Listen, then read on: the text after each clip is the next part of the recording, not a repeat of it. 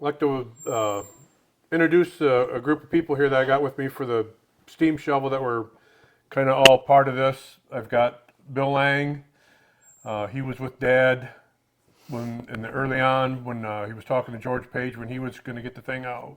Then he also helped me get it out in 2020. I've got Mike McKimmy and Bill McKimmy. These are the grandsons of Charlie McKimmy, of the original owner of the steam shovel. And I just kind of, and Randy is sitting over there in the corner just behaving himself. And we're just trying to, just trying to get some of the history and some of the background, try to share with some of the people that was involved and had some knowledge in this steam shovel. So figured we'd start off with what the McKimmy boys knew about their grandfather. Well, all I knew is Dad would take us around Mike's Corners, which is Big R's now, stop and get his beer, buy Randy and I an Orange Crush, drive around the lake and stop, and say, you guys swim out there and dive down and get that steam whistle. I always thought he was full of shit. I didn't think there was anything out there. Randy couldn't swim. I wasn't going to swim out there. Well, that's about all I know of it. And lo and behold, in the water, and out there it was. Yeah. I heard about this steam shovel since I was 7, 8, 9 years old and able to hang around when the guys would all sit around talking either in the backyard or the garage or around there, because back in them days all the guys that worked construction and the operators and around and everybody just, they knew my dad had a cooler of beer in the back of the truck. And then they were driving by, they'd stop, grab a beer and sit down and start talking. And every once in a while they'd bring up this steam shovel that was out in the water, out in Wixom Lake. They got left there. And the lake got filled in and the steam shovel was there. It was Grandpa's steam shovel. And I don't know when it was, probably back in the late 60s, mid 60s. Friends of mine had diving equipment. And Dad wanted us to dive down in there, and he always wanted that steam whistle off that shovel. And it was never on there, was it? No. And, No. But there's actually, after we pulled it out and looking, there was, I think someone went and pillaged some components off that while the water was coming up. But anyways, I just, all through the years, I'd hear off and on, Dad and Uncle Junior would be sitting at the table and, we ought to get that shovel. Somebody ought to get that shovel out of there. And then the next thing I know, Dad was saying that Moose and the guys were going to try to get the shovel out. I said, okay. And I just kind of passed it out because I still thought it was a Loch Ness monster. I mean, it could have been real, but I didn't really think it was. And I think I was working in Arizona when you called me. Yeah, I got, because originally when Dad found out, because Bill was helped with Dad, and we were at your Uncle George Page's, who was a crane operator, and your Uncle Walt knew about it too. Mm-hmm. And that's where Dad kind of found out about it and got kind of amped up to get this thing out of there. And your father, I believe, because we could never find the letter, but your dad was the one that gave my dad permission and ownership of the crane back then. Well, I believe you're right, because it seemed to me that one day I come in the house, and I think this is when I was out of the house and working, and your Moose was just leaving. Your dad was just leaving. And Dad said, yeah, they're going to try it. I told them they could have that shovel there and try to get it out. I just, again, in passing, okay, the steam shovel. And so all through the years, the steam shovel has been popping up. I just thought it was a family legend. And when Fixie called me, I was in Arizona. And this was after the dam broke and everything. And you called me and said that steam shovel's there, and I want to get it out. And then you told me, and I said, well, get it out, it's yours. Because I figured marine law, salvage, it was yours. You informed me that in inland lakes, that law doesn't hold. You own, if you drop something It's in. considered your property until Yeah. you give up ownership of them Yeah. in inland lakes. So I called, I found that out I from Ben think I called Robinson. Mike and Randy and Dirk and Sally and Marge, and Marge says, I don't know nothing about no shovel. So, but she didn't hang around the garage with the guys that were So who was Marge? my older sister. Gotcha. And so nobody really wanted it. And Dirk goes, you know what it's going to take to pull that out and fix that up? And I thought, it's been a legend. It's been off and on, and now it's real. I say leave it there. When the water goes back in, let her out. Then fix it. No, he's going to get it out. So, Yeah, I'll share my story with Eagle yeah. a little bit later. But when I dealt with them. So after everybody didn't, we didn't really have a hold on it, didn't really, So I fixed it, emailed him, I think I emailed you the letter, Yep, didn't I? I got a Yep. copy of it. And since then, I've changed my mind completely. I am, You want to put back? no, no, I want it, right where it has become, wherever I'm at, I've got a picture of that steam shovel in my office or whatever, and what is that, Or the rivet. The rivet draws more attention than any picture. Yeah, last year at this time, we did, we put in, 36 hot rivets, 3/4 inch rivets. We did some in, gas forge and then coal forge. And the coal forge warmed them up way faster than the gas one. So that was pretty cool. We got a lot more to put in. I probably got currently probably 70 to 100 more rivets that need put back, need changed and put back in. Where are you getting rivets at? Just out of curiosity. There's a place down in Detroit that I found them down there, and they're reasonably priced and stock them. So if we can get Bill involved here, what was the game plan of Dad trying to remove that? Also, hold up. Is it okay if I take your phone? Because I think it's gonna get. Your mic is gonna pick it up. I just shut that thing off. Where'd you get a flip phone? He's just never upgraded. Yeah, 1992. I got too much to do to be. It's bad enough having this. Well, the first I heard about the shovel was from your dad. Was it? Yep. And he was wound and he was figuring out how to build this barge with winches and stuff to go get it. Because I remember seeing there was some conversation that Maxwell's had barges, that he was going to get 2 barges from Maxwell's. They had something on the farm that he was going to make them out of. He had so many ideas and it just kept coming. And one of the things I remember most, I was down in my dad's shop working on one of my pieces of equipment, and Tommy Langenberg was a mechanic for Earl's, and he was working on one of Dad's dozers. And your dad come in, and by that time he had that book with stuff written in, and was going Simp on salvage, about yeah. simp salvage. Yeah. And all of the yeah, there you go. That's it.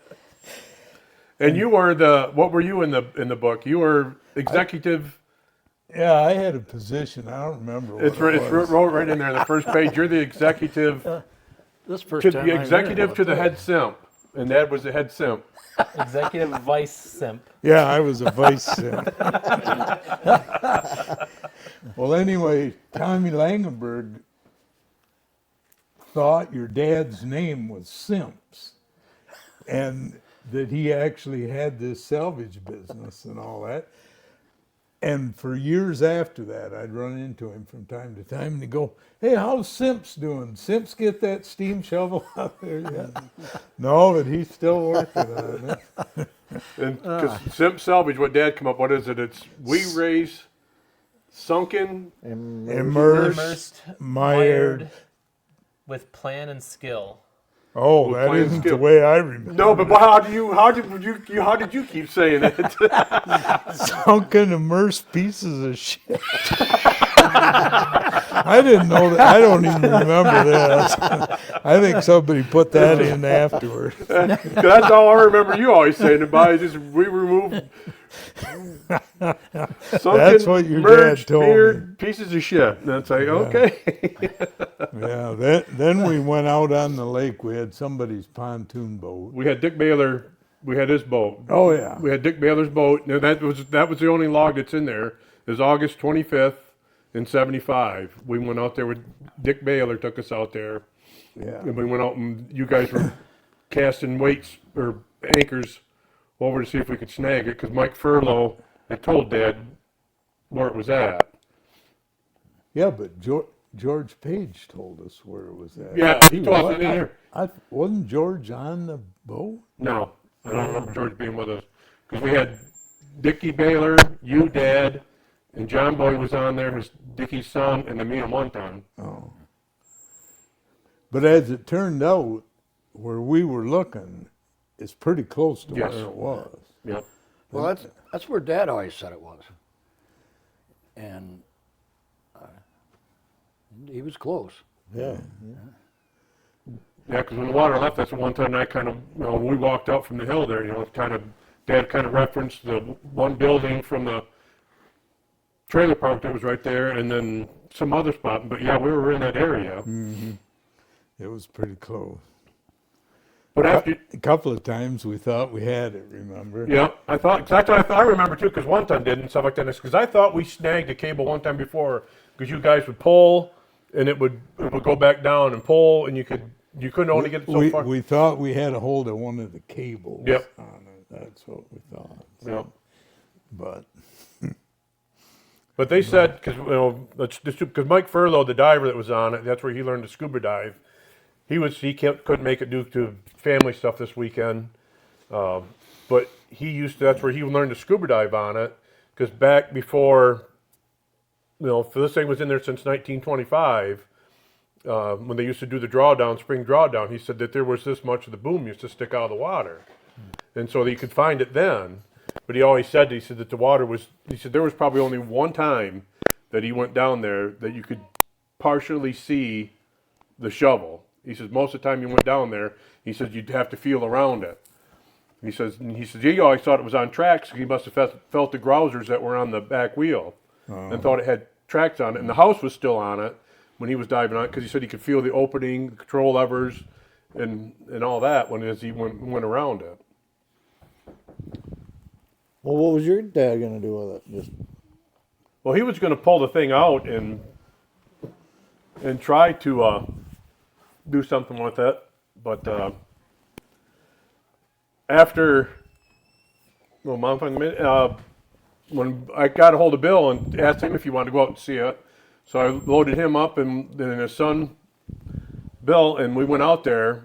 And after we seen what the shovel was at, and we kind of looked it over, I think we both agreed that Dad's plan would have been a struggle to the very end, because that was kind of what I had heard, that they're going to take two pontoons and try to break the suction, then pull it up, then you were going to winch it to the trailer park where we came out from.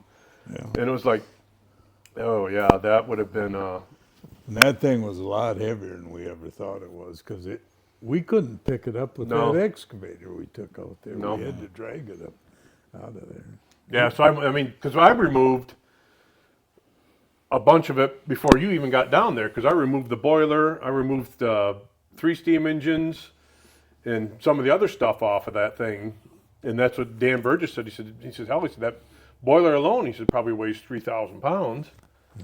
Do you have any estimate from Bob Kelly on how much the machine should weigh once it's all together? 19 ton. Tons. That weighs 19 tons. So that was that was the whole story that I had heard. We found out from George, because we already knew that was a Thew shovel, and it was a Type O, and it was a very early machine, is what I remember hearing from where the story went. Well, what George said, it was a Model Aught. He never said O. Oh, did it? Is that what it We always was? called it ought, but in the end we found out it was an O. Yep. So, but yeah, it's kind of lost my track of thought. What were we talking about? What your dad was gonna do with it. Oh, well, Dad was gonna. I mean, he had full intentions of getting it out and rebuilding it. I think. I mean, 'cause I get asked that is, how cool would it have been if you were, your dad was still alive and you two working on it. And I said, well, if you ever watched Warren County Choppers, I says that's pretty much how it would have been. We'd have been throwing chairs at each other and cussing and swearing, and somebody would have been leaving. I says, we got along, we worked together well, but we also butted heads. But for me, it's been a dream come true to get the project and work on it to do.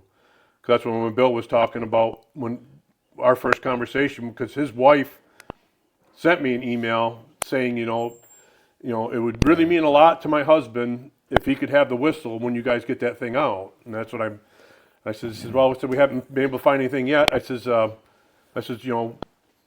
is your husband's name? Because originally I talked to your cousins first, and she said she sent me back James McKimmy, and it's like, okay, I don't know James McKimmy. My government name. So she sends me a phone number, so I call him up and I says, is this James McKimmy? And he says, yeah. I said, but I go by Bill, and that's when I finally said, Bill McKimmy, that lived on Glidden Road, worked for Bell Telephone? Yeah. Who the hell is this? I said, this is Fixie. What do you call me for? So I told him, I says, I need someone to sign that steam shovel over to me so I can get it out of the water. Well, what were they gonna do with it if you didn't get it out? Eagle actually wanted it left in there. Eagle and Four Lakes Task Force wanted it left there for a fish habitat. What's Yeah. Eagle? Eagle is government. Oh, So fortunately, I was able to pitch my story, and knowing the history and the family, and there's only 2 known left in the world, and I was able to get a permit and get it removed. So I was fortunate there to get. They really said it should stay there for fish habitat. Yes. Oh my God. So fortunately we were able to get it out. But when Bill and I, when we went down and looked at it, and then seeing that, Dad's idea wasn't going to work, but then, so we went down there with an excavator dozer and took it out in 2 pieces. Once we removed the boom, cut the pin out of that, took the boom out, and then was able to drag the other half out and get her loaded up and trucked on out. What else did you find in the area when you pulled this out? We did find. I mean, there was a lot of. There had to have been over in the one area, because I was when we walked down there, when the waterbed the lake was gone, and walked around by the trailer park and stuff like that. One thing I was really surprised of is over in that one corner where the trailer park was, there was coal everywhere, chunks of coal everywhere, and it's so that kind of comes the reason. Well, they had to store it someplace to feed all the machines, because this wasn't the only steam-powered machine down in there, because Trap had 2, and then there was another company that had another one down there. So there were 3 steam shovels down there at one time, as near as I can tell from the pictures and the photos and the worksheets. And then, so we found wheels and parts off of the carts that used to go up to load the bank, and then down just a little ways farther, just past the shovel a little ways. I thought it was part of one of the carts, so I was down there with my nephew, and we're digging the thing up, flipped the thing over, and I looked at this thing and said, holy shit. I said, you know what we just found? And he says, no, what is it? And I said, it's a road grader. It's a flat, 2-bladed, horse-drawn road grader, where 2 people stood on it for weight, and it had 2 blades on it for dragging the top of the thing. So it's currently at the Sanford Museum there. They got it right now displayed. But yeah, I mean, I was trying to drag up as much stuff as I possibly could when I was down there. We brought up a couple of railroad ties and some track. We found some track down there for the rails and stuff. So tried to save as much some of the stuff that was down there. But that one area where the coal was at had to been, because the trailer park was the only place they never had to raise anything, because that was just the same height as the embankment. So it only makes sense that that was a corner that was a storage area. So when you get all done with it, what's your plan? Plan on making her dig again. And with having, actually finding 2 more steam engines, because I've got, we'll put those on the machine first, and so that'll save me time and not having to rebuild 2 of them. But eventually we'll rebuild them. I'll rebuild them and replace them. But yeah, to get her to dig again, probably, we'll do a debut here for family and friends or something like that around here someplace close by. And then I think its big debut will be taking it out to Pennsylvania and getting it set with the other one with Bob Kelly's machine and running both of them side by side in a hill. Because he's actually got an electric one that he's currently building right now, because the Thew made electric ones for the Army. The Army took a lot of them. Then they used them a lot in the mines where they didn't have steam. They run power in there.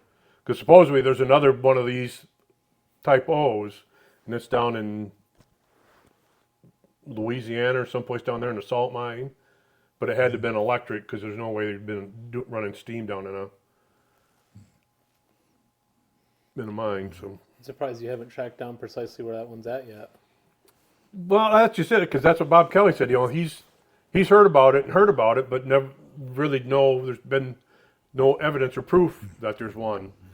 I talked to, because a guy a couple years ago found a big one that's on rails. He found it up in the Yukon, and this thing looks like you could fire it up right now and run the thing.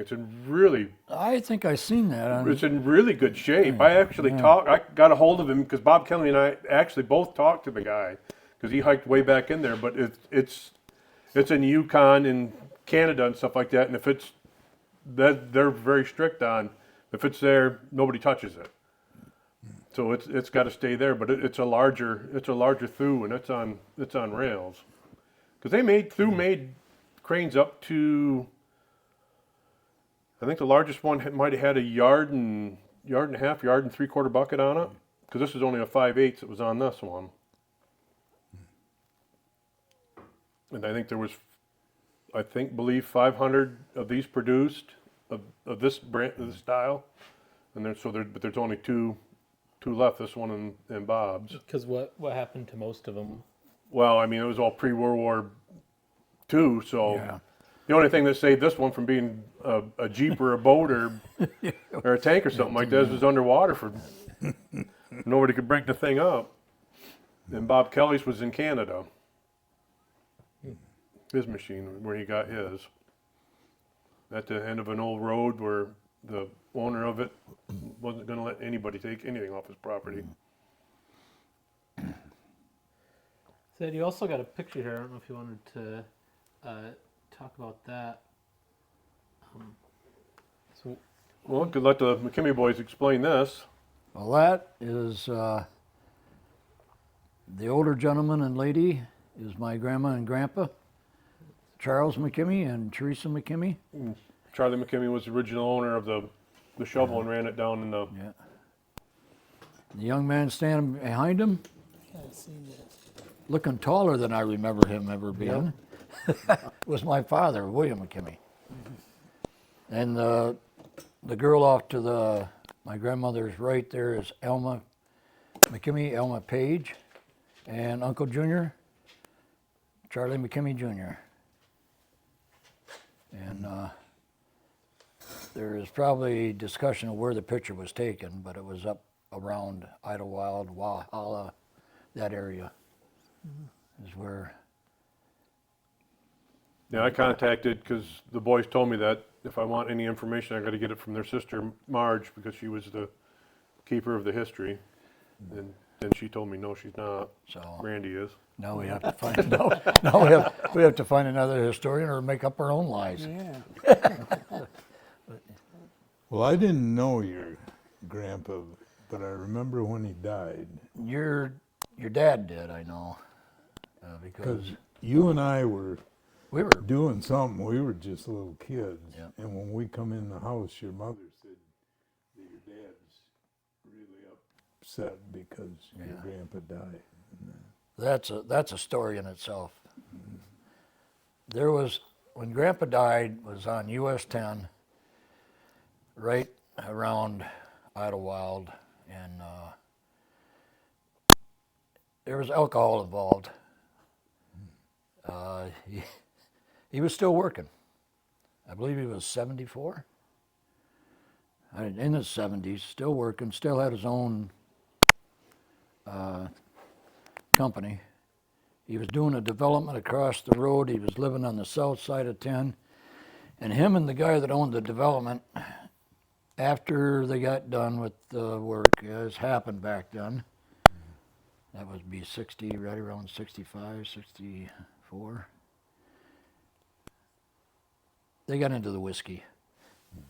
And he was walking home and a car come up over the hill, and at that time the uniform for construction workers was blue or brown. Brown pants, brown shirt, brown hat, brown. So low vis. Rather than So high vis. I met he and the young couple. It wasn't their fault.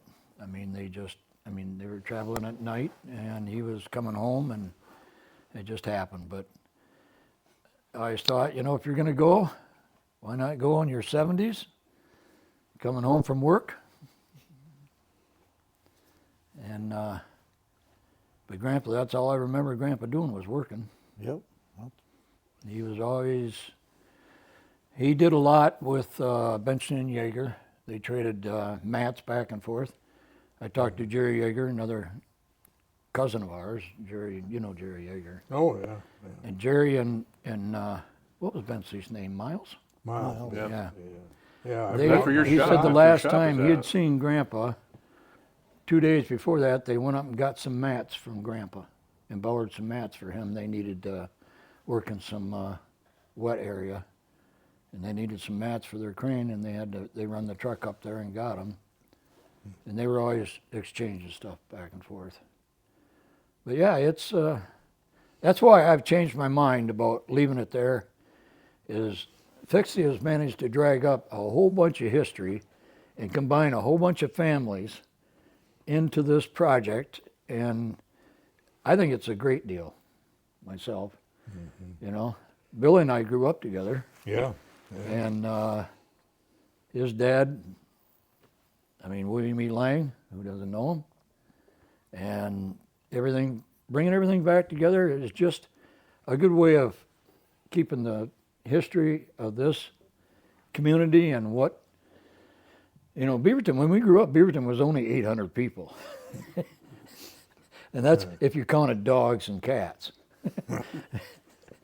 And all the families knew everybody. We knew everybody and everything. And it was, like I said, and Fixie to me has kind of brought that back, has kind of grounded back into where we came from, what we were doing back then. And it, Well, and realistically, if it would have been left out there, out in the elements, the amount of time and the amount of oxygen and water, it probably would have Yeah, because that was degraded substantially. yeah, 'cause that's why that was one of my selling points. Or to try to get across to them is the worst thing that can happen to this machine now is happening to it. 'Cause it's exposed to oxygen, and this thing is just going to deteriorate at a very rapid rate. It needs out, needs cleaned up, it needs painted and primered or something on it. So, but yeah, I was able to get it. That's what we started first, is needle scaling and getting the zebra mussels off of it, which there was a lot of those. 'Cause we first went down there to see it because my brother and so I got a hold of him and had to have Mom's help to persuade him to go down there. So we went down, well, because we'll go back in time just a little bit. After Dad passed away and stuff like that, we always knew the crane was there, but we never thought nothing. We had no interest in trying to go after the thing. And then the unfortunate accident with the lake leaving, and next thing you know, brother and I are getting texts and phone calls and emails and all kinds of stuff. Your dad's crane's out. You can see your dad's crane. You can see your dad's crane. So we went down there, and figured, let's go down there, let's see it, and we'll kind of close the chapter. Close the chapter in the Simp Salvage book that we went and seen it. So we got down there, and Channel 25 ended up getting our number somehow. Got One Ton's number, so we actually did an interview down there on the TV for just kind of over the phone and stuff like that. And so, and then there was another contractor another guy that was down there looking at it, and that's what he said his boss was wanted to get it out of there. And that's where One Ton kind of staked the claim and said, well, he says, technically it's ours because my dad got ownership of it in '75. So in the meantime, after we get done with our interview, and I'm kind of walking around there, and we had a beer and stuff like that, and he says, I can see it in your eyes right now. He says, I don't have the money, nor the desire, nor the time to rebuild a steam shovel. He said, but I'll back you 100% in what you want to do. And I says, man, I'm going after it. And originally, because Bob Kelly contacted me like the day after the interview, once it hit the internet and stuff like that, because of the design of the horizontal crowd of the boom, Bob Kelly automatically knew what it was and how many were there. So he reached out to me and stuff like that and says, whatever you can do to save it, we'll come and get it. And so I said, well, let me see if we can find Dad's letter. I'll get ownership of it, and we'll go from there. So then Beth, my wife, was under the understanding that, Bob Kelly was going to take it. Well, then the more I kept thinking about it at night, the hell do you do for a living? You got a full machine shop at home. You repair equipment you've been doing it for 30 years. Why don't you give a stab at it?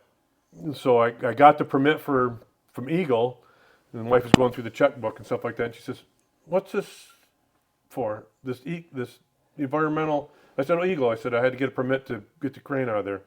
Why are you paying for it if Bob Kelly's going to take the machine? Finally she says, you're keeping that effing machine, aren't you? And I says, yeah. Why? I have to. You keep it from Mom and you let me in the loop that you're going to get it out. And then I got to keep it from Mom that you're not going to get it, but then you really are getting it. So we had to keep it hid from her for a little bit, but yeah. So I dealt with that, but she's come around. She realizes what, the history of it with the family and everybody around, and Well, she's kind of got to get used to it. We took it out on her birthday. It was her birthday day after her present. birthday. Yeah. It was her birthday present. got her. But I'm sure my mom has gotten a lot of birthday presents like that. Don't tell.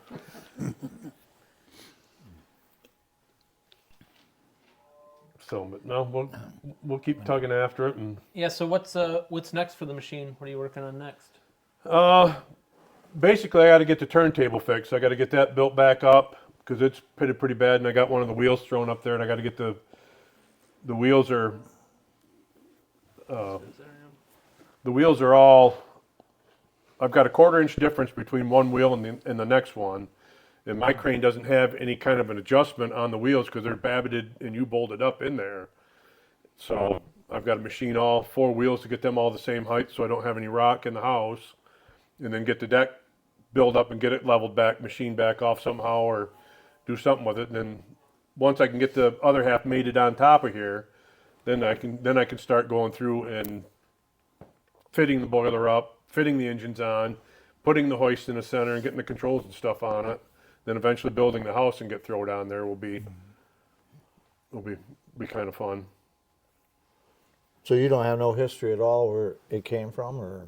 Yeah, it came from Lorain, Ohio. I actually went, Beth and I went last May. We went to Lorain, Ohio, went to the Historic Society, or called them first. We told them I'd like to come out there and see what you guys have. And I asked them, I says, is anybody in the old factory, any of the old factory left? And she says, yeah, there's another company that's in there and stuff like that. So I actually emailed them and told them what I was doing, and the guy says, yeah, it's a strange request, but yeah, if you want to come and see the buildings, what's left, come on over. So I actually went back to the site where the crane was made and walked through some of the old buildings. They got them blocked off right now, but they're utilizing something. They've fixed up a couple of the old buildings, and maybe we can catch a couple pictures in there of that, because when Thew started out, they ended up merging with Lorraine Crane. So it was a Thew Lorraine shovel company. Then it just became Lorraine Crane, which made drag lines and quite a few. And there's a big, like a marble slab out in front where the main office used to be that says Lorraine on it. And I stood on that and got a picture on that out there. I've seen that picture. I think I get. Yeah. And So can you shut this off and start again? Why is that? I gotta go to the bathroom. Oh, yeah, I can. All right, so we're just talking about you going to Lorain, Ohio. Yep. So being able to kind of go through the old factory, then go to the historical museum or the historical society, and look to I mean, they got just drawers and drawers of Thew shovels and some of the different configurations they had set up. I want to go back there again and get some more. I couldn't have, I could get pictures of the pictures they had, but man, there was just a lot of cool stuff up there from in the Lorraine there to go check out. I mean, it'd be kind of cool to get the thing done and drop it back off there for a show or something like that. As parking out front is to bring it back home. Would be kind of cool on the way home. Have you got a flatbed to haul it? Yeah. That's the next expense that Mom's going to be surprised about. Yeah. Well, I was already shot down on that. 'Cause Yeah, she yeah. did catch me looking at trucks and trailers. And she says, what are you looking at now? And I said, semis and trailers. For whom? I said, well, somehow I got to be able to haul this thing around. No. So, but that, I mean, because that's going to be the tough thing too. Is this thing it's 12.6 from the bottom of the wheels to the top of the house. So, to try to find a trailer that's only a foot off the ground, to try to haul that, to try to be legal, it's only 8.6 wide, because I've already taken this half of the machine and the top half to Pennsylvania. This probably has traveled more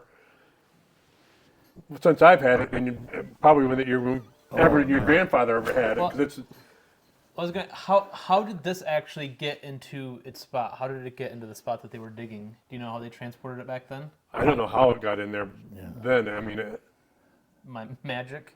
yeah, I mean, because like the other machines that were there were bigger than this. No. Well, they had to have moved it around with a truck and trailer. I mean, how else would they have done it? Yeah. I mean, that's an interesting. Yeah, because the other companies that were down there were Thew shovels, but they had the normal dipper stick on them. They didn't have the horizontal crowd like this one has on it. And I think they were based more on the other side, on the west side of the lake. I think they were more over there. But this thing, because they definitely painted themselves in a corner, because where they brought this shovel in, it was digging in, probably a 16-foot bank. So it was digging in there, and the river's on the other side of them, and it's loading rail cars to build the embankment behind them that washed out. So when they got all done, the only way to get this machine out was up that 16-foot bank. And in 1924, you didn't have a D10 to hook onto it to drag it. So, I mean, some of the stories I've heard or whatever we come up with is that, the machine got stuck. And what was it? Your grandfather and his brothers went hunting. And when they come back, the water come up faster than what they thought. And that's pretty much where she sat.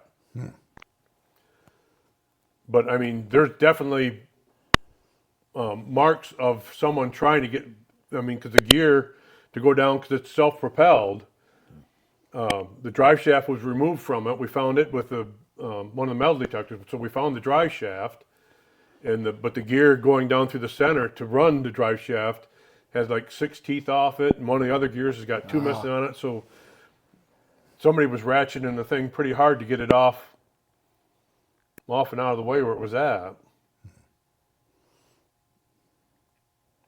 Did your grandfather have any old machinery that he kept hold of at all that you remember? I cannot remember.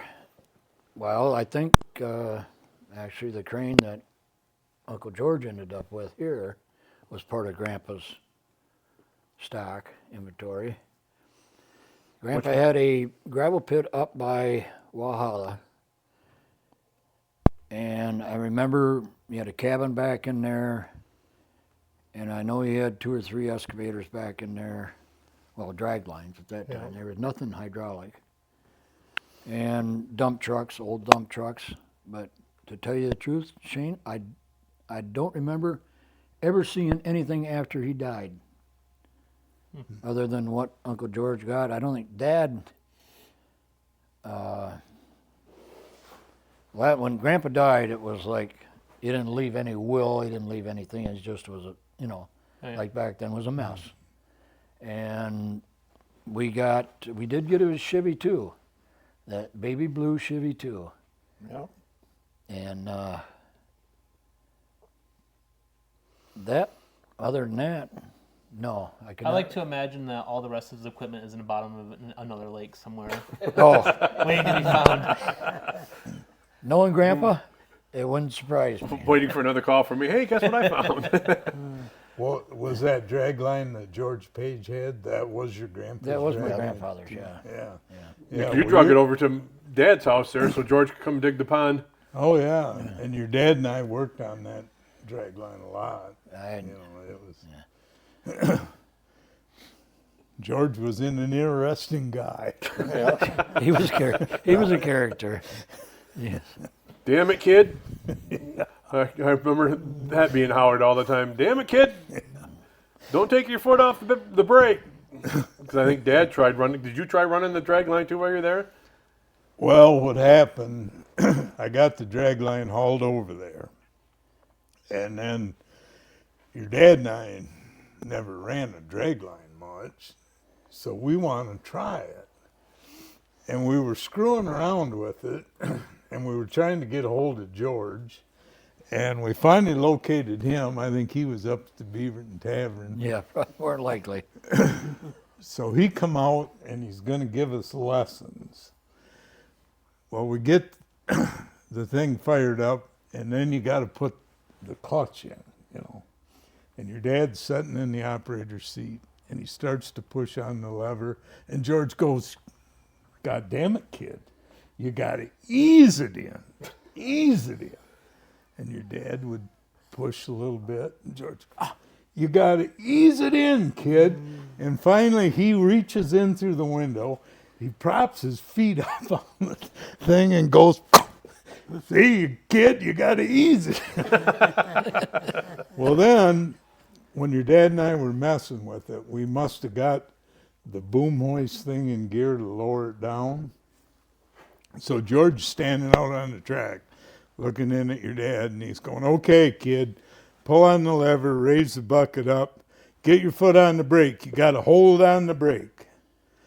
Well, the boom would come down, and then the bucket would be on the ground. He'd turn around and look. "God damn it, kid. I told you to keep your foot on the brake." And we went through that, I think at least 3 times. And finally, George looks around. He's, "God damn it, kid.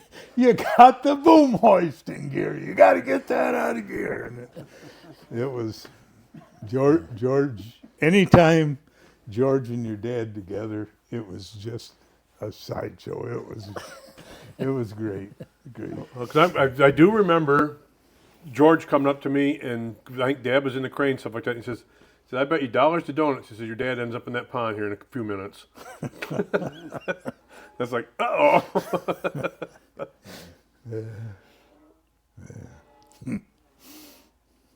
I remember that whole ordeal with the digging. That was quite a show for a little while. Yeah.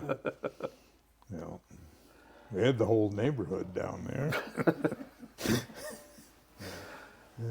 Yeah, that was normal thing in that neighborhood. Stuff like that. Somebody was doing something. Everybody was down there. Yeah, we had a great neighborhood. Yeah, because I had a chance. Because Grandpa Obler had a couple of drag lines. He had a big link belt when I think because your grandfather or your father was already into the earth moving, and I think my grandfather and your father were good friends. Oh, yeah. And I think Grandpa Obler was going to. At one time, he was going into the asphalt business, and that kind of failed, and he was going to do something else. And so he had a lot of equipment that sat around there.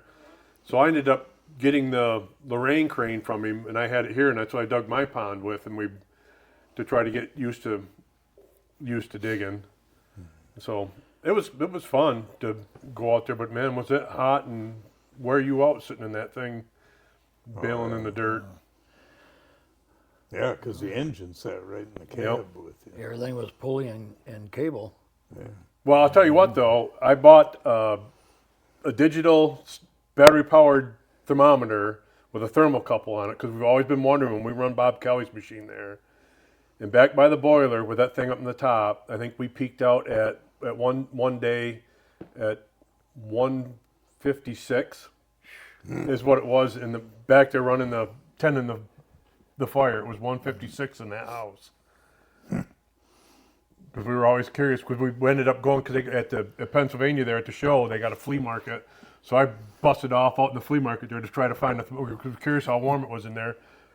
Got just a regular thermometer, put it up in there, hung it up in there, and it immediately just pegged it at the top. So shit, we need one that goes a little bit higher than this. But it's a lot of fun. I've had the opportunity to run that probably twice a year when I go out there.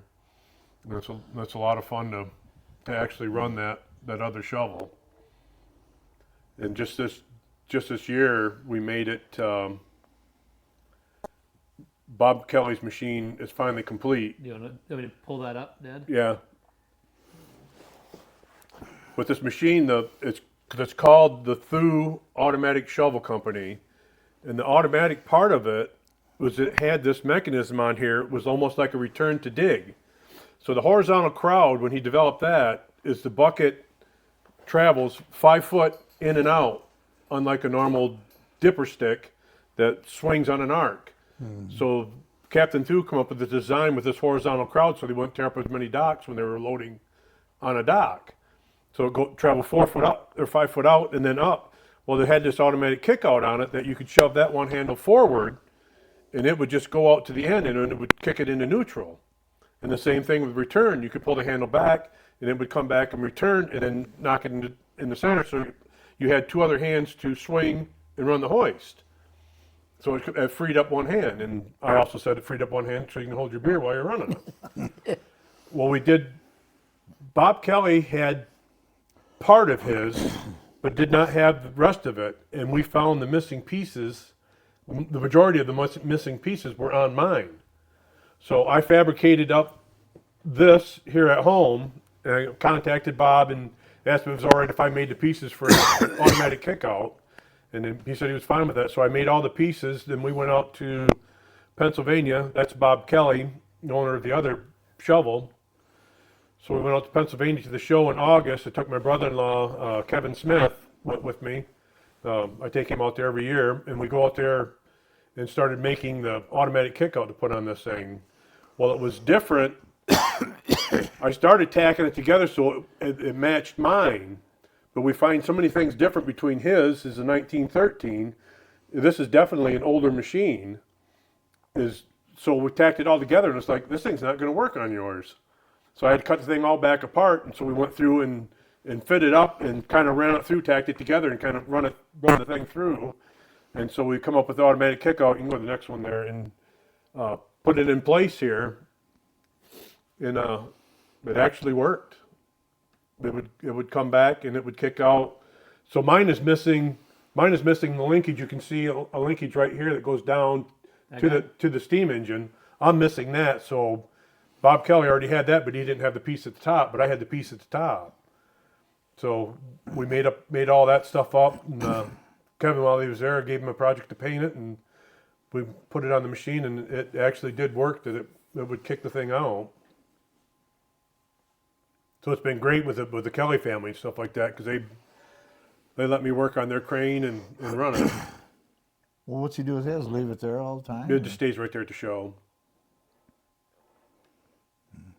And then, but yeah, you stand to run it. You don't sit down. You stand to run the thing. There's no seat.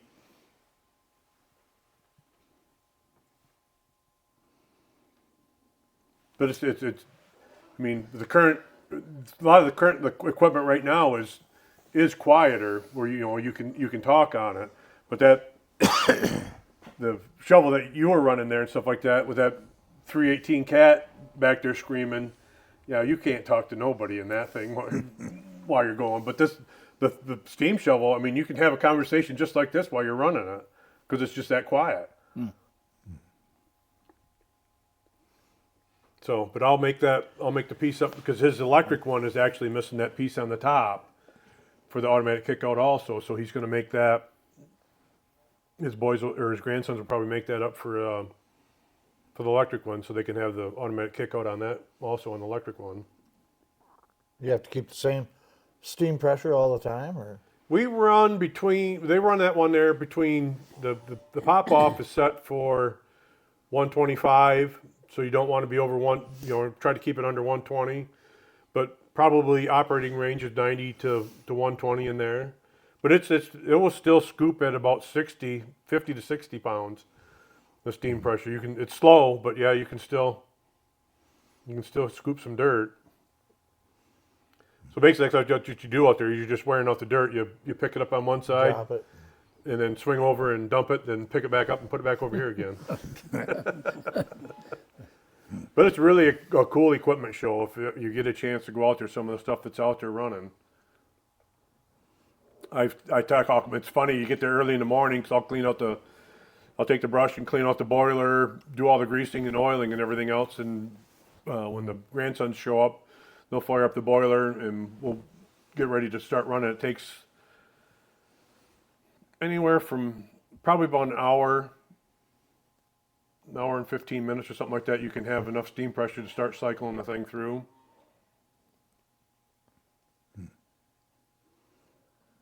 But we'll fire it on, start it all off on wood, then switch to coal, then leave a carbon footprint while your thing is bellowing out some black smoke out the back. So hopefully that's my goal. Yeah, with running that one, I come home and it's kind of exciting to say, "Ooh, I need to get going on this old girl." I know, Mike, you keep saying that you want to be my tender and Yep. tender and oil guy. So how many people does it typically take to run this machine? Normally there were 4 because you had one guy running it, one guy in the back watching the fire and oiling and greasing all the time. Then you had 2 guys on the ground planking it because at 19 ton on 15-inch wide wheels, it goes one direction, and that's right straight down. Because we've gotten stuck with that one when we were just trying to move it, when they move it out of the shed there, and got just a little bit of rain, and yeah, so we had to get a dozer and tug us back up to the pile there where you could get up there and start digging because we'd get stuck. The steering's on the front of it. I got the steering wheel on the front of mine, but yeah, it's like set up like the steam tractors. You got a bar that goes through there, and you wrap one chain around one way, one chain around the opposite way, so that when you turn the shaft in the front there, it'll lengthen one chain and shorten the other one. Well, you get a bunch of slack in that chain, you turn, and the next thing you know, you kind of hit this little bump or something like that, and there goes the whole axle. Now you're cranking like hell, so you're in front of the machine while it's driving you, you're steering it. Oh. Huh. Yeah, because if you could think that you could do it from the back, but now you're underneath the boiler, and because the ash pan where all the stuff comes out is at the bottom of the frame. So you're actually steering from the front as they're coming at you or going away from you to get it up to the pile. I wonder what OSHA thinks of that. Yeah, I'm sure that would have a little bit of a.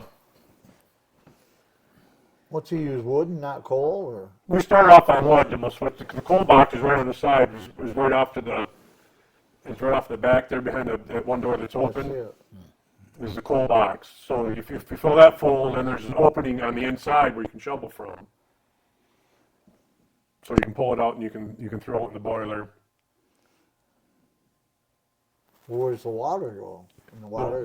There's a water tank that sits right on because boiler's right in the center, Yep. and you got your coal bunker off to the right, and then on the left side is a water tank, and I think it's 200 gallon maybe that it will hold. And then Oh, I see that, how that works that you were talking about with the. with the horizontal crowd, yeah. Yeah, That's what the, yeah, that's what that the- would be a lot nicer, wouldn't it? yeah, because that's where they actually, when I started looking at pictures of when I was at the Historical Society, because you can adjust, point at the bottom, because you can adjust the length of the, right down at the bottom there, you Yeah. can adjust the length of the boom. Right there, Shane. There's a collar right there, so you can adjust the length of the boom of what you want. Well, they've actually made longer booms, and they were taking that for trenching.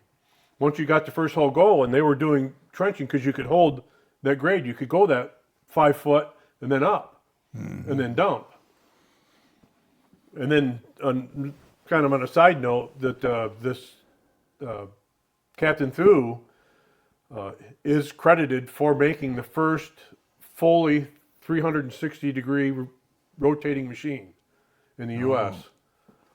Because most of the other ones were all like a backhoe. They were mounted on rail, and they would only do about 180 or less. So this is the first successful, fully turning. And so there was nothing constraining, right? So you could just keep going around and Yeah, around. you and can around go and round and round and round, Yeah. and that made it better. Where you could take, and you could dump back behind you or off on the other side instead of the other ones that were mounted on a train car. Yeah, that you only had just so far to go. So there's a lot of history with that Captain Thew, because he was an ore captain, and when he come up and he designed this and stuff, and it started becoming a very popular machine, especially with the horizontal crowd, like you said, that you weren't. It's really hard to hold a grade with a dipper stick like this Yeah. when you're trying to go. So that the bucket also pivots. It pivots on that shaft, which is kind of a pain, but it's also kind of nice because you can actually get it off the side if the dirt gets too close, you have a problem of being able to dig because you can't get your bucket down. Unlike a regular shovel where you can rock it up and you get down. So you got to try to get the bucket off to the side and get the bucket twisted to try to get your flat started. So the bucket goes along here, Yeah. then Yep. goes up. Then it goes up. Then you hoist it up. Well, So yeah, so that was kind of the unique design of this Thew shovel with the horizontal crowd on it. I don't believe anybody else really copied that. In some of the pictures and stuff I've seen, don't know if I've ever seen any other manufacturer with the horizontal crowd. Like I said, that's why Bob Kelly, as soon as he seen the first picture on the internet, he knew right away what it was because of that boom configuration like that. So the machine has got three steam engines on it. You've got the large one that just runs the hoist. Then there's another one off to the side that would run your swing. Then you could shift it over. So the large engine will run the large one will run your hoist and your travel. Then the other one ran your swing. So you could shift the gears. And then that one steam engine, the large one, would run your travel. Then there was one more that was mounted up on the boom that ran your horizontal crowd back and forth.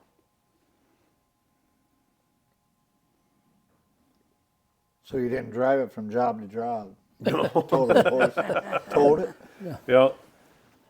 And then the wheels, for grousers, that's all they had is you could put, because you planked it most of the time, it had to be planked up on something. But usually on the drives, I don't know if you can barely see it on those ones there, but because even mine had just 1/2x2 that were bolted on the back just to try to give the wheels some traction. Then the front wheels, they'd usually just put a bolt in there like a stud so it could, if you're on the board and you were turning, that it could get some sort of traction into the wood to turn. But there's so many things that are different between mine and Bob's, is, like I said, when we talked about the rollers, his rollers are, his bed, my bed is flat with flat wheels.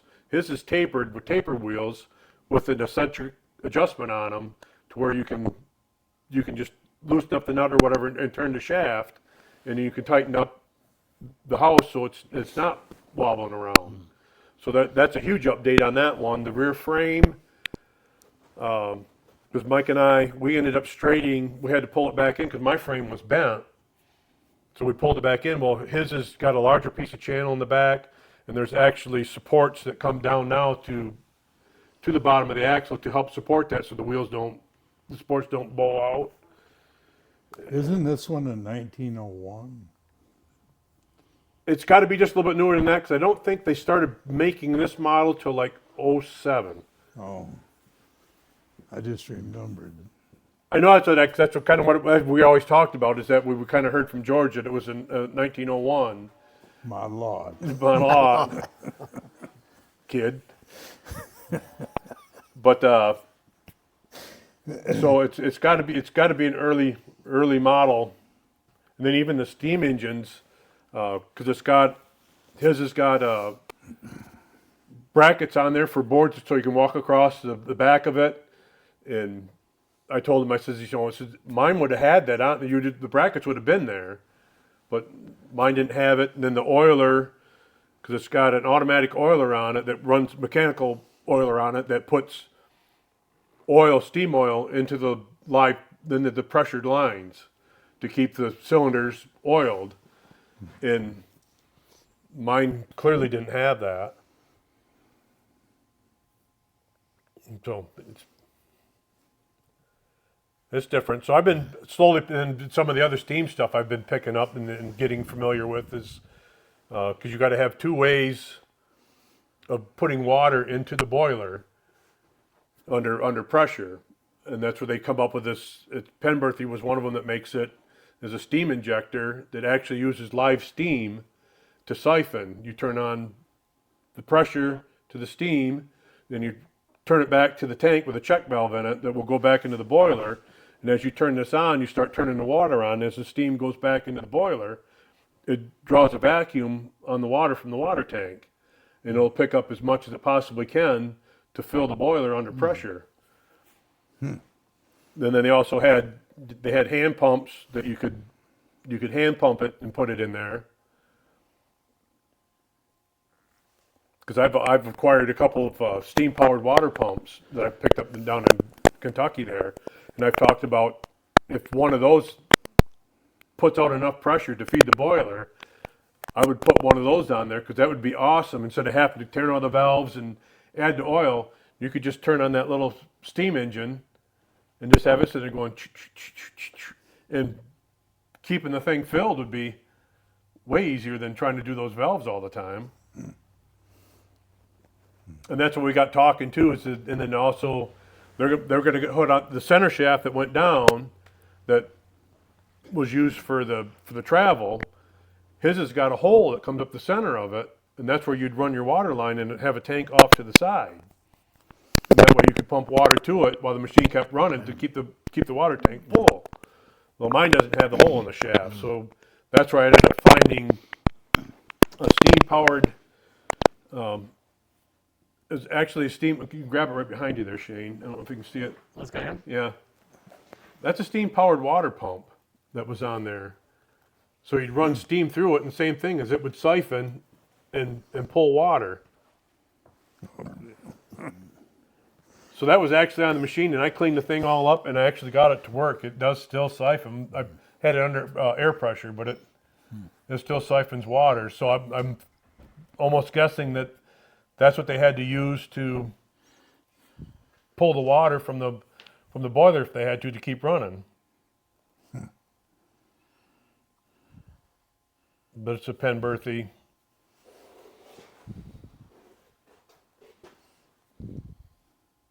Yeah, there was another thing that was on there. I mean, it was just corroded to beat hell and stuff like that, or just a mess. And wire wheeled it, cleaned the thing all up, and took the thing apart, cleaned the thing up, and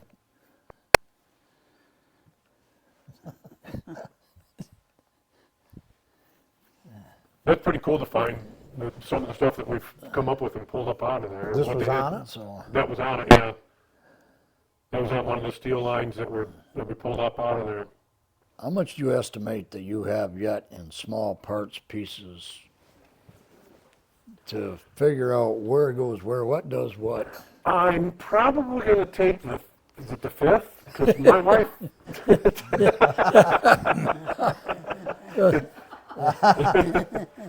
I mean, the two steam engines that I bought, that did set me back quite a bit, but to have them,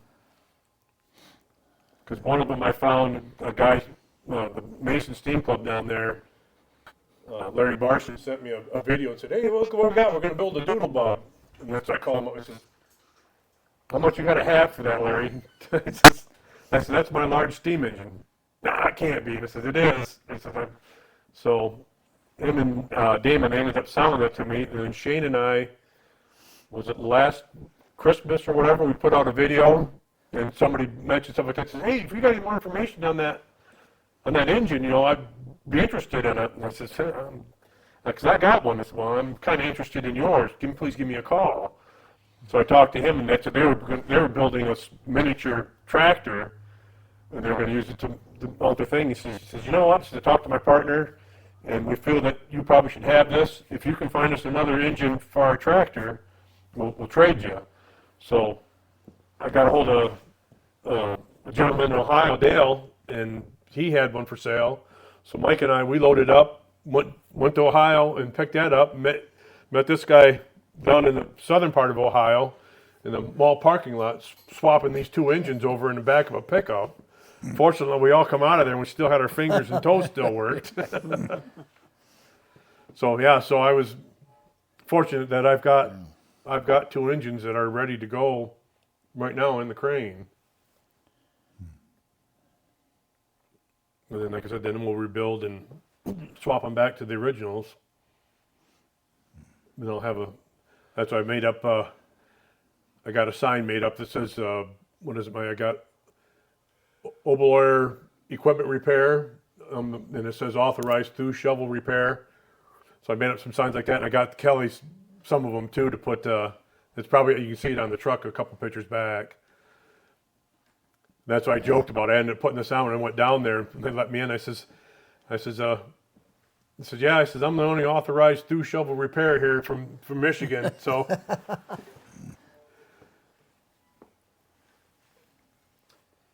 But it's fun. It's a fun project, just to kind of keep chugging at it. Well, we're at about an hour, so I guess, does anyone have any closing questions or call Dad crazy one last time, or do you want to do them? Oh no, like I said, I take back the thing about wanting to leave it there, because what we got going, what Fixie has got going with everything and putting it on, I think is great. And to keep it going, and I just hope I'm around so I can stand in it when it's done and put my hand on the controls that my grandfather had his hand on. Yeah, I mean, it was great to have you come over here and do the riveting. You know, to be able to work on your, to actually work on your grandfather's machine. So I guess, Dad, if you could ask anyone that might be watching, hey, if you have a thing, give me a call. What do you think it would be? Do you think it would be a whistle, or what would be the I've thing got you would whistles look for? already, so I'm good with whistles. I've actually picked up a few on the internet. I don't know. If anybody's out there that's got a lowboy that's a foot off the ground with a really nice truck, we may be looking for someone to make me a deal to get this thing to Pennsylvania and back. Beth's looking for one. Yeah. Yeah, my wife is looking for one, so. But no, I appreciated it. You know, the McKimmy boys coming here and then signing over, and then especially with Bill, with because he was first on my list. Because when I belonged to the tractor club, and that's what they were kind of talking. You know, well, we got people that will help, stuff like that. So there's one person that I'm going to ask, because he was in the boat in 1975 with us when my dad was going to get it out. And I said, so I went and talked to Bill Lang and said, are you interested in helping me get that thing out? And he was. Him and his sons and his grandson were all. We were all out there. And it's remarkable. I mean, that's what they said. It's the people that were filming and stuff like that. They says, we did a little research and stuff like that, and figured that, take you guys a couple days to get this thing out. We've seen people drag stuff out of the woods and stuff like that. Because we fired up equipment at 8:30 when we got there. By 11:30, we were strapping everything down and drinking beer. But when we got it loaded up, something was swung out there, remember, and we couldn't get it back in. The upper half, because we tried moving it. Yeah. Because it was swung, so it stuck way out the side. So we were going down the road, taking up about a lane and a half. Well, we had it on the mailbox side, so you just had to watch the mailboxes. Well, that's what's funny, because when we showed up to unload the thing, I think you went home for a little bit, then you come back out there, I was leading, showing everybody where to go, and next thing you know, my brother-in-law Kevin Smith was with me, and we passed this truck, and I says, in Midland County there, and I says, did that truck just say Waymaster on it? And Kevin said, oh, I wasn't sure, and it's like, oh man. So we pulled in there, so you got, I got a trailer load of stuff, Will has got the Mac with the excavator on it, Billy's behind him with, I think he had the boom and the bucket, and then Danny was behind there with hauling the big half with the 4 or 6 foot of it sticking out the other side there. We all pulled in the parking lot and stuff like that. And the first thing we all get up together and stuff like that. Is that a Waymaster? I said, you know what? I bet the first was after I went by, I thought, And after this semi goes by, he probably thought, oh, take it. And then the third truck goes by, then the fourth truck, he probably said, yeah, no, I'm not dealing with this today. Way too much paperwork. There's way too much paperwork. We'll just let these guys keep on going. But no, it was a lot of fun. But yeah, like I said, we started at 8:30 and 11:30 we were strapping down and going. Hauled it right out of the trailer park, or? Yeah. Yeah. Yep. I talked to the trailer park and stuff like that. I mean, that too. That's where Dad had already talked about bringing it out through. So, load it up, ship it out, and so. But no, I appreciate you guys all stopping Yeah. over here, and We can't wait to see it run. Mike Furlow wasn't able to make it. Like I said, he was a diver on it. You got his stuff right here, right? Yeah, I actually got Mike Furlow dropped off. He brought me all the stuff. He said, you know what? He says, this is the stuff I used to dive on back in the 70s. Flippers. So he gave me his massive snorkel and his fins. Snorkel and fins? Yeah.